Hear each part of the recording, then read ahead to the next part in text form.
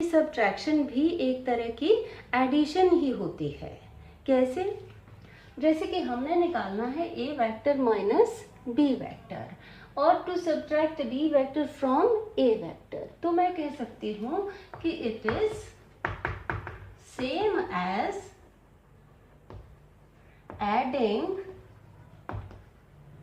Minus b vector to a vector. अगर a vector में minus b vector add कर दें तो वही आ जाएगा a vector minus b vector. ये देखें कि कैसे।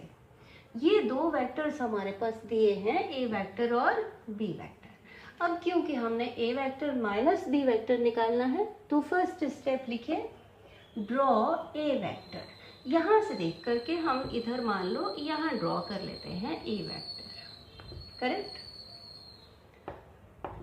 इक्वल मैग्नीट्यूड और सेम डायरेक्शन। अब दोबारा बात है b की, तो b को मूव कर लीजिए पैरेलल इसके और लिख दें कि move b vector parallel to itself, ये इतना मेजर करके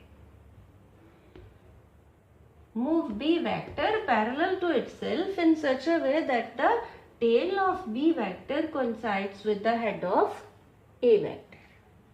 आगे बात माइनस की है तो ड्रॉ कर लें माइनस b वेक्टर, इस तरफ को एक्सटेंड कर दें, ये हो जाएगा माइनस b वेक्टर यहाँ से लेकर के यहाँ तक। अब क्या करें, अब ज्वाइन कर दें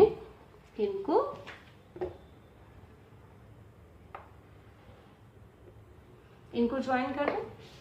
ये एरो इस तरफ, ये माइनस b वेक्टर इस तरफ और अब एरो लगाएं इस तरफ रिजल्टेंट के लिए।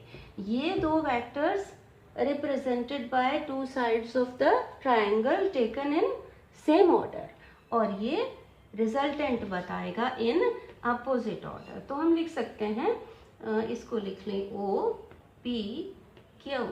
तो ओ क्यू को हम लिख सकते हैं a vector plus minus b vector. तो ये क्या आ गया, a vector minus b vector. हम लिख सकते हैं O Q is equal to a vector plus minus b vector और या फिर ये हो गया a vector minus b vector. तो ओ क्यू वेक्टर आ गया ये।